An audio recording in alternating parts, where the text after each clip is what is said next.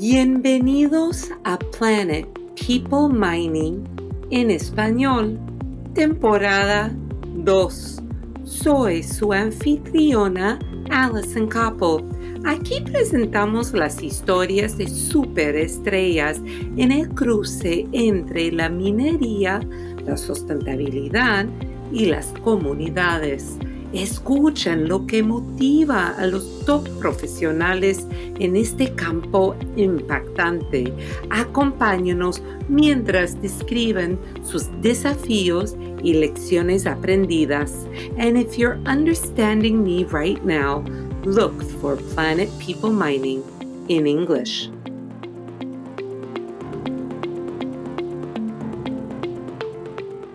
Sembrando la conciencia para integrar la sustentabilidad con Gina Román. ¿Cómo se siembra la conciencia de querer proteger el medio ambiente y escuchar a las comunidades? Hoy converso con Gina Román, bióloga chilena con una amplia experiencia tanto en el ámbito social como ambiental y regulatorio.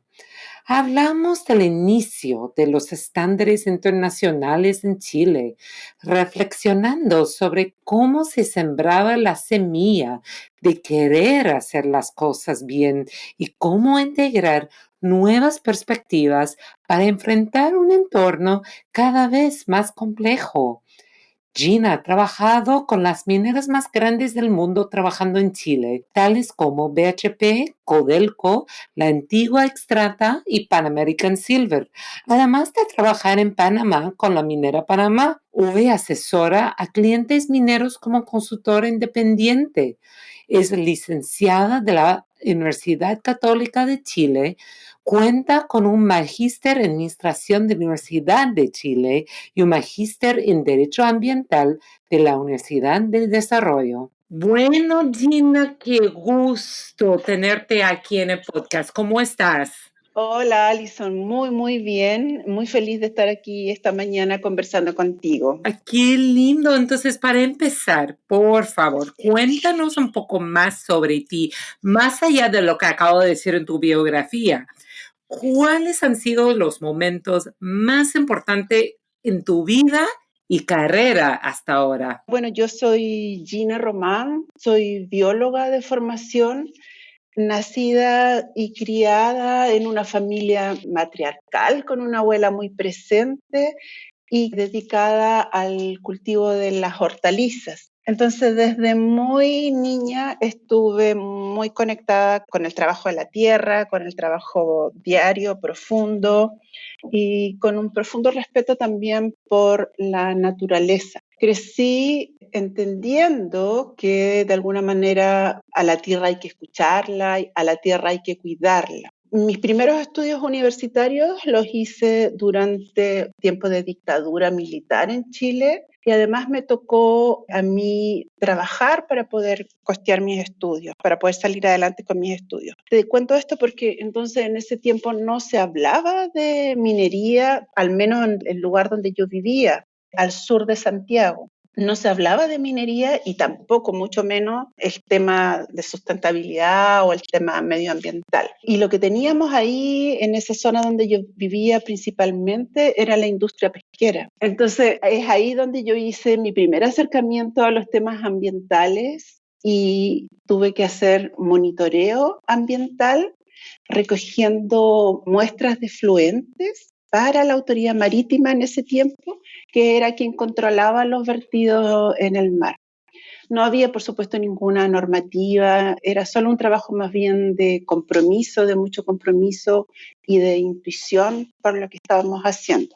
En ese momento, recién titulada, con un hijo de 2 años, casualmente, en un diario local me encontré con un aviso que requería a un profesional ambiental para el norte chileno, para un proyecto minero que se estaba comenzando a construir en el norte chileno. Bueno, yo con este sentido de intuición y de compromiso y de entendimiento, de respeto por la tierra, ¿no es cierto?, postulé, pero sin saber exactamente con qué me iba a encontrar. pero de alguna manera convencida de que algo sí podía aportar. Y eso fue súper impresionante porque descubrí un sector en ese tiempo, te estoy hablando de 30 años atrás, un sector industrial donde casi nadie hablaba de sostenibilidad. Entonces yo de alguna manera vi un potencial para hacer las cosas bien desde las primeras etapas, desde las etapas más tempranas, con cosas concretas, con acciones simples y con cosas cotidianas.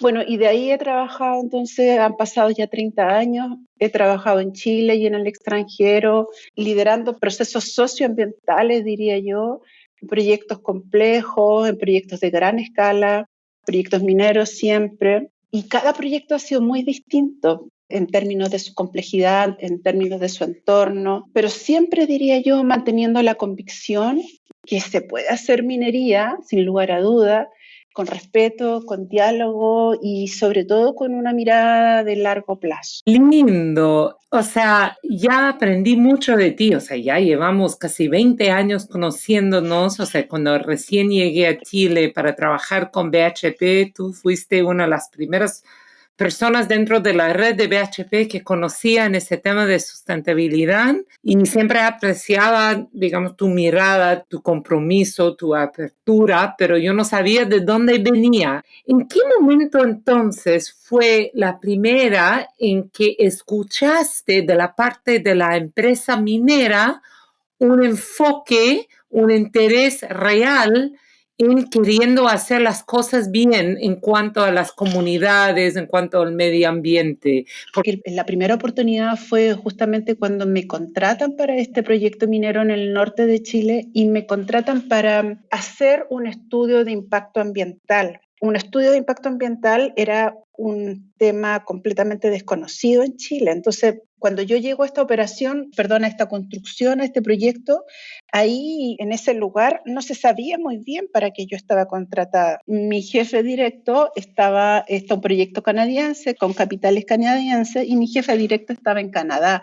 Entonces yo tampoco podía hacerle muchas preguntas, pero ¿por qué? Ahí fue cuando se da el primer momento en que se empieza a ver una mirada más organizada en materia de sostenibilidad o en materia de relación comunitaria.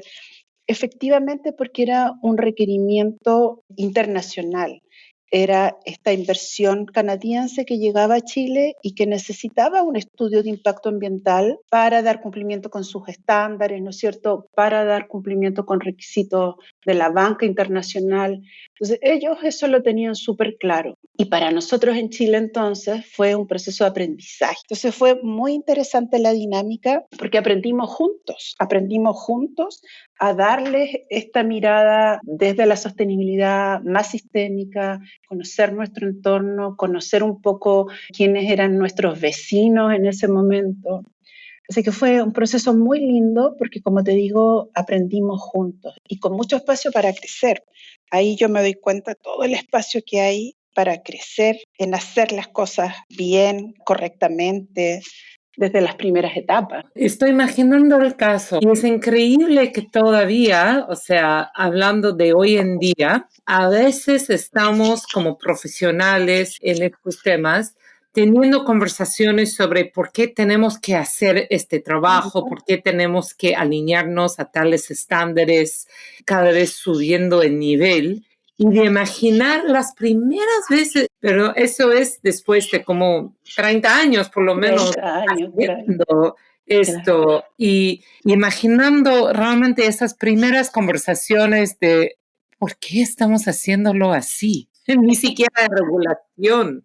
No, fascinante el relato. Gracias. Y hablando de hoy día, entonces, ¿a qué te dedicas profesionalmente hoy día?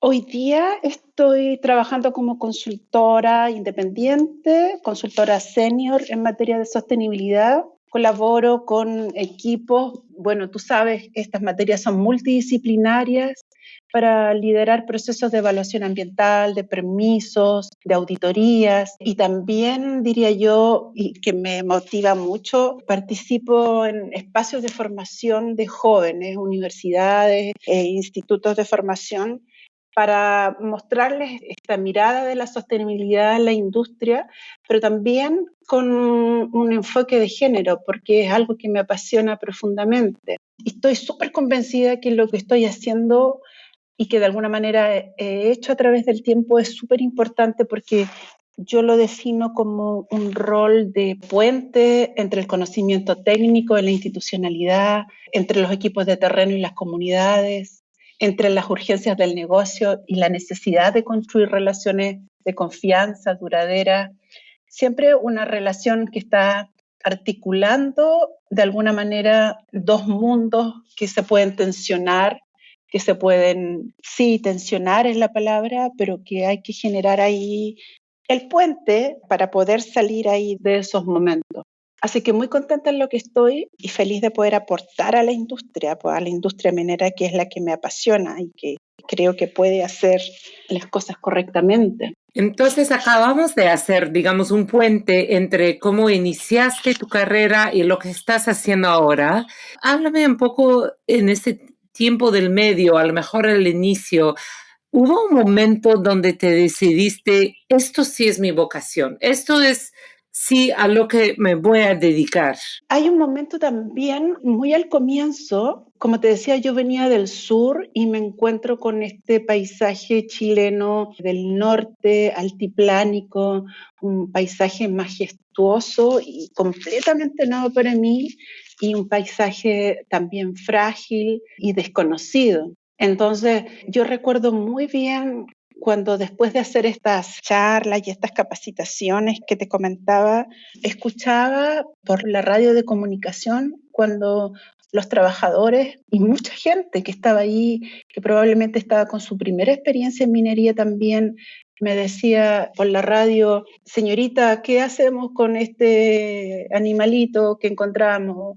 O señorita, ¿qué hacemos con esta plantita que encontramos? En fin, había realmente una disposición, una preocupación genuina de las personas que estaban ahí. Entonces, eso me permitió ver con un sentido más profundo el respeto que estas personas tenían, que las personas en general realmente tenemos por nuestro entorno.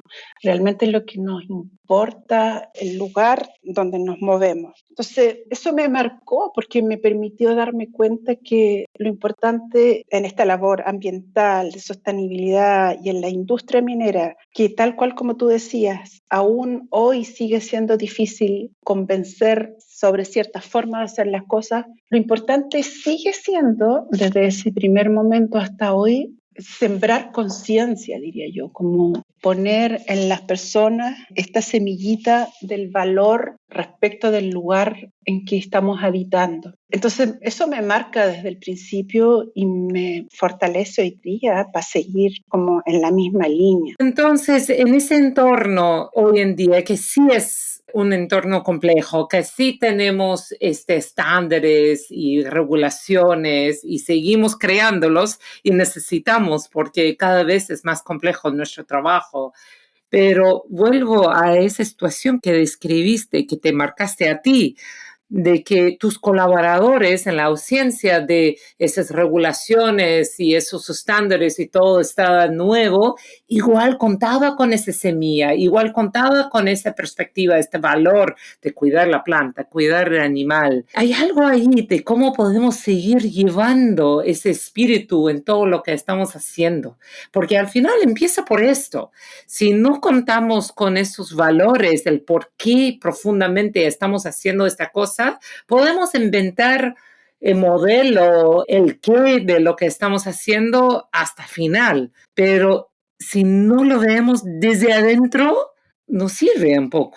No sé, me marca mucho tu reflexión. Sí, bueno, yo comparto profundamente lo que tú estás diciendo y también entiendo que no tenemos una receta, que no hemos descubierto cuál es la varita mágica, ¿no es cierto?, que nos permite hacer esto de la forma correcta desde las primeras etapas. Lo que sí creo y la esperanza la tengo en esto que estamos haciendo, en el diálogo cada vez más genuino, en un diálogo cada vez más colaborativo, el esfuerzo que tú estás haciendo con esta iniciativa tiene que ver con eso, tiene que ver cómo cada vez llegamos a más personas, transmitimos nuestra experiencia, transmitimos la importancia y sobre todo esta escucha, escuchar al otro desde lo más profundo del ser, de sus necesidades, ¿no es cierto? Y aprender a poner en valor eso que estamos escuchando. Un poco lo que te decía, estas tensiones que se generan entre los saberes ancestrales y los equipos de ingeniería. Tú y yo muchas veces hemos escuchado cuando nos han dicho, no, es que esta agua ha aflorado históricamente, mi abuelo venía a recoger agua de aquí, y el equipo de ingeniería te dice, sí, pero esta agua tenemos que hacerle un ducto para conducirla. Entonces, esa tensión, cómo aprendemos a escuchar profundamente al otro, es que la empatía que vamos incorporando en nuestro quehacer, sobre la cual yo tengo esperanza, no es una debilidad. La empatía que aprendemos a tener por el otro nos hace más grandes como industria y nos hace crecer y nos hace avanzar. Entonces, la esperanza en el humano, en su desarrollo de conciencia, para estar más consciente de lo que está en su entorno, del otro, de la necesidad del otro. No hay recetas, no hay recetas, solo estas pequeñas acciones que vamos construyendo juntos y juntas, las que tenemos la pasión por lo que hacemos.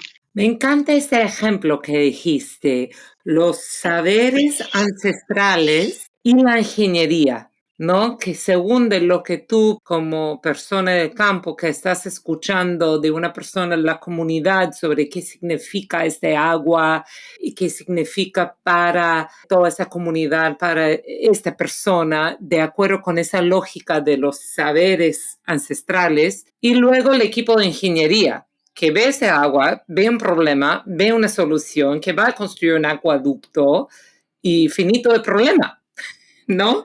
Y tú estás ahí como la gestora del medio en estos dos mundos, en estos dos lenguajes, encontrando ese puente. Y que como base de ese puente es, como dijiste, la empatía. Una empatía del punto de vista de qué significa este agua para las personas que lo están usando diariamente y además la empatía de la persona que está contratado para solucionar este problema puntual del agua y construir un acueducto. Muy profundo el ejemplo, porque esto, como dices, que no hay receta para enfrentarnos a esa situación que a veces en nuestro trabajo de campo puede ser hasta diario, es tan clave, porque es ahí donde se encuentran estas tensiones. Claro, efectivamente, sin lugar a duda, ahí están las tensiones en lo diario, en el salir a terreno, reconocer al otro en su entorno, porque muchas veces también desde el interior de la organización estamos sentados en un escritorio haciendo el diseño o haciendo el análisis financiero.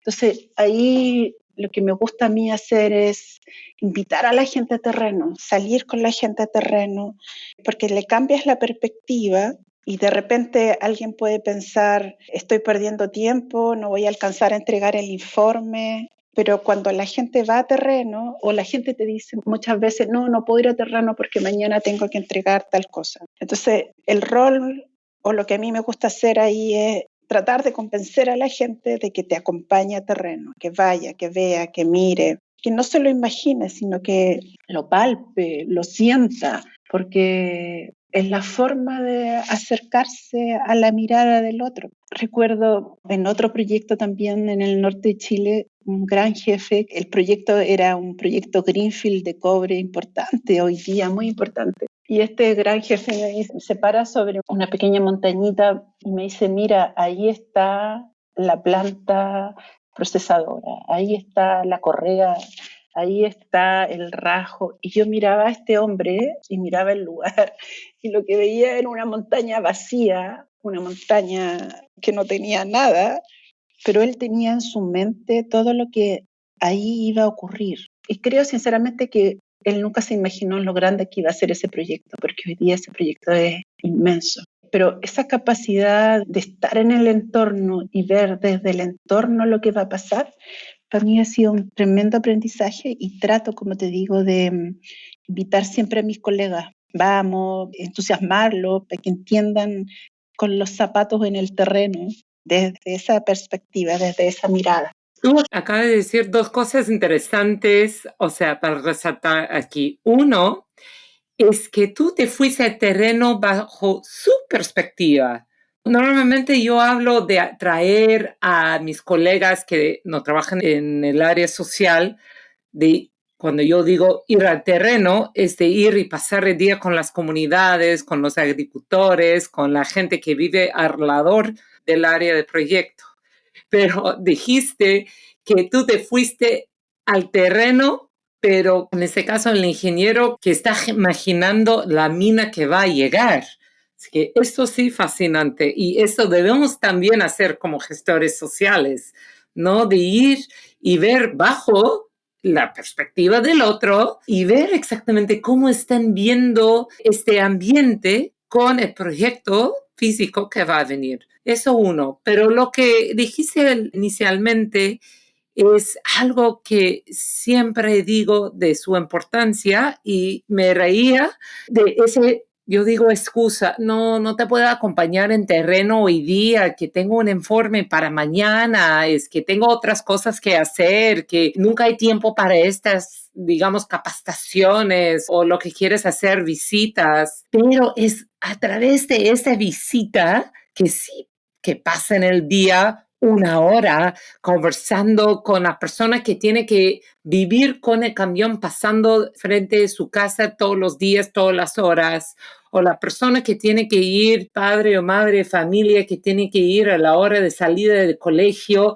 recoger a los niños y que ahí están en combate con los vehículos mineros que decidieron a tal hora de subir a la operación, sin darse cuenta que todos los padres de este pueblito están también en la calle recogiendo a los hijos. Y cosas así que solo puedes vivir viviéndolo desde una perspectiva comunitaria.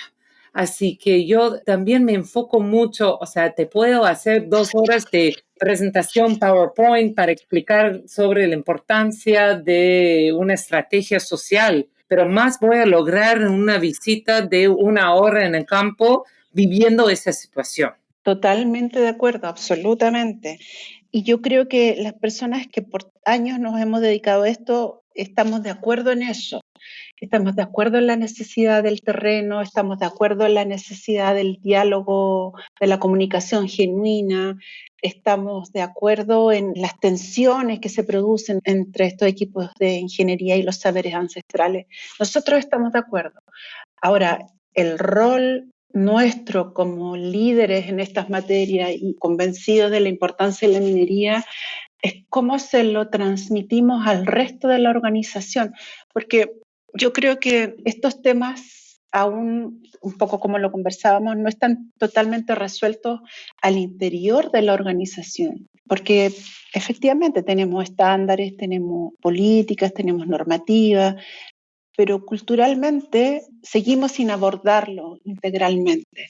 Muchas veces sigue siendo más importante la reunión, el checklist, el KPI, y no entendemos que los temas socioambientales no se resuelven con un informe, no se resuelven con una reunión. Por esto que es un trabajo profundamente humano. Entonces ahí es cuando yo digo, nosotros que entendemos esto, tenemos una doble tarea que tiene que ver cómo llegamos más profundamente al interior de las organizaciones. Y entonces, tomando eso como la base, y tú que has visto una evolución importante de la industria minera, ¿cuáles son las tendencias que están por venir? Sí, mira, nosotras venimos de un mundo donde la incorporación de las mujeres ha sido un proceso duro, ha sido un proceso difícil. Necesitamos muchas más mujeres en roles de liderazgo, con profesionales diversos, con mirada innovadora, porque necesitamos abrir caminos distintos. Necesitamos tener miradas distintas, un poco por lo que te estaba diciendo, porque la sociedad, porque el mundo ha evolucionado de una manera distinta, porque tenemos un cambio climático. Entonces, claro, necesariamente necesitamos transformarnos como industria culturalmente. Y la primer peldaño ahí es la incorporación de la mujer en las decisiones, en el liderazgo, pero también miradas diversas, miradas que nos hagan dar un paso en la innovación. Me gusta cómo lo planteaste, que no solo un tema de género, por ser un tema de género, pero un tema de que necesitamos más perspectivas diversas a estas diferentes miradas, a este contexto cada vez más complejo. Que yo en este año de emprendedora he ido a más espacios de inversionistas, ¿no? A diferentes conferencias con inversionistas mineros. Y lo que sí es cierto, puedo contar a dedo el número de mujeres inversionistas ahí. O sea, tengo un juego que yo juego con yo misma porque soy casi las únicas que están ahí. ¿Cuántas mujeres veo? Count the women, no de contar cuántas mujeres, ¿no? Y para llegar, para ver si llego a más de 2 manos, ¿no? Mis pequeños juegos, porque esos entornos de inversionistas son masculinos. Y entonces estoy trabajando en este momento con la Beth Brody, si a los que están escuchando quieren seguirla por LinkedIn, una mujer canadiense brillante que tiene esa visión con su organización que se llama The Femina Collective de hacer esa pregunta, ¿cómo podemos cambiar profundamente esta perspectiva inversionista minera? Y ella tiene esa tesis que se cambia por cambiar primero el género, que por esa experiencia de género tú vas a plantear una perspectiva diferente. Obviamente hay otras experiencias de la vida que te hacen traer una perspectiva diferente a una situación. No es solo de hablando de la participación femenina, ¿no? Pero ese tema de género marca una línea importante de perspectiva que es importante resaltar. Y es al incorporar la perspectiva femenina en general, estamos hablando en términos generales, por supuesto, se incorpora una perspectiva diferente. Y vuelvo al tema que estuvimos hablando, porque a través de BETES estamos haciendo clases para capacitar a más mujeres sobre cómo ser inversionistas. Y en esas clases, en esas charlas, en esos espacios, con puras mujeres que les interesan ser inversionistas en la industria minera, hablamos mucho de los temas de comunidades, de relaciones con pueblos indígenas, con el respeto y cuidado del medio ambiente, de la responsabilidad mucho más allá de cuántos metros hemos perforado. Y digo eso porque, volviendo al tema de lo que tú estabas diciendo sobre la inclusión femenina en la industria minera, es eso. No es solo de decir que debemos tener una justicia de género por tenerlo. Es que esta industria minera que estamos enfrentados a un contexto mucho más difícil, una perspectiva y un impacto de cambio climático, cada vez más proyectos mineros, no podemos hacerlo con esas mismas conversaciones y esas mismas perspectivas. Entonces yo concuerdo contigo a cada vez más de impulsar, ¿no?, la inclusión femenina. Obviamente no es la única solución, pero es una gran parte, digamos, de esa solución de hacer llegar otras perspectivas muy necesarias en esa industria para enfrentar los desafíos que acabamos de conversar. Claro, ¿cómo dejamos de ver a la sostenibilidad y a la rentabilidad como opuestos? ¿Cómo integramos desde la etapa de la inversión la sostenibilidad como una forma de hacer el negocio? Y si en mi experiencia lo hemos venido haciendo durante los 30 años de una misma manera, la experiencia me dice que necesariamente tenemos que incorporar a otros jugadores, jugadoras a ese mundo para poder empezar a hacer las cosas diferentes, para poder incorporar una visión integral entre sostenibilidad y rentabilidad. No son opuestos, son ejes de lo mismo. Entonces, para verlo así, necesitamos incorporar a nuevas jugadoras a ese nivel de decisión, de acción, de cómo ejecutar las cosas. Es un desafío mayor, es un desafío mayúsculo, Y también es lindo ver cómo las mujeres en el mundo de la minería, Canadá, Australia, Perú, Chile, se están uniendo en torno a ese desafío también. Cada una desde su cultura, desde su preocupación, están uniendo la voz. Entonces también ahí hay esperanza, hay mucha esperanza de poder hacer esta transformación cultural más integral, más rápida. Nunca va a ser rápida porque son procesos humanos al final del día, pero incorporando otros elementos en este proceso que permita llegar a mejores resultados. Resultados me refiero a lo que estamos buscando, digamos, como decisiones más humanas, un mundo minero más consciente, más justo, más dialogante, con un sentido técnico profundo, pero también con un sentido humano profundo. Escuchando tu carrera tan interesante, todos tus aprendizajes que compartiste con nosotros, para otros que están escuchando, que quieren seguir este camino profesional, ¿qué consejos darías a otros que quieren tener éxito en tu campo? Comencé hace 30 años sin saber a dónde iba y a dónde iba a parar, y creo que el camino ha sido un camino con sentido por hacer lo que hago, por el amor y la pasión profunda por la industria, porque se pueden hacer muchas cosas si uno es una persona con motivación, con curiosidad. Está el espacio para crecer, está el espacio para hacer, y para hacer como tú quieres hacer las cosas. Entonces, como la base del propósito, mantenerte conectado con tu propósito, siempre volver a revisar tu propósito. El otro día me encontré con una persona con la que trabajé hace muchos años atrás y me dijo, cambié los post-it que tenía pegados frente a mí, porque cuando jóvenes nos juntábamos y él me mostraba los post-it, estos papelitos de colores que en el fondo eran para dónde quería ir, dónde quería llegar, y cambiábamos estos papelitos entre él y yo. Entonces él me decía, hace poco los cambié, los volví a ver, los volví a revisar. Revisar tu propósito y reconectarte con tu propósito siempre, me parece a mí que es como lo que a mí me mantiene con esta energía y con estas ganas de seguir colaborando. Escuchar un poco lo que te decía, escuchar con humildad. Esta es una industria dura, es una industria fuerte, pero la empatía no te hace más débil.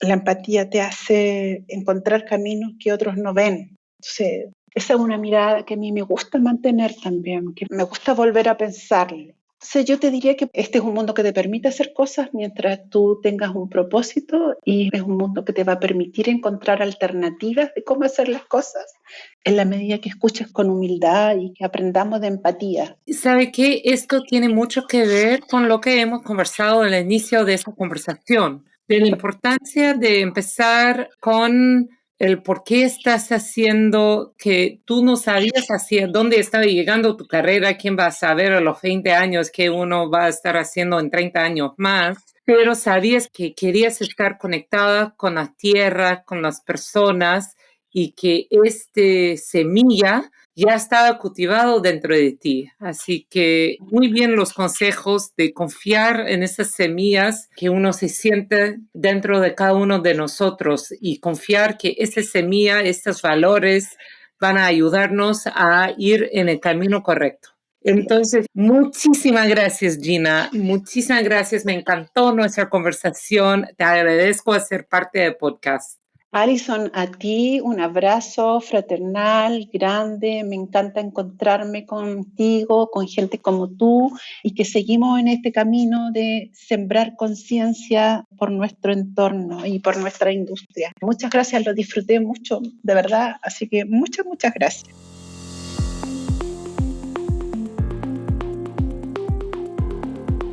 Gracias por ser parte de nuestra audiencia y apoyar nuestro podcast. Suscríbanse, por favor. Dejen una reseña de 5 estrellas y hasta la próxima.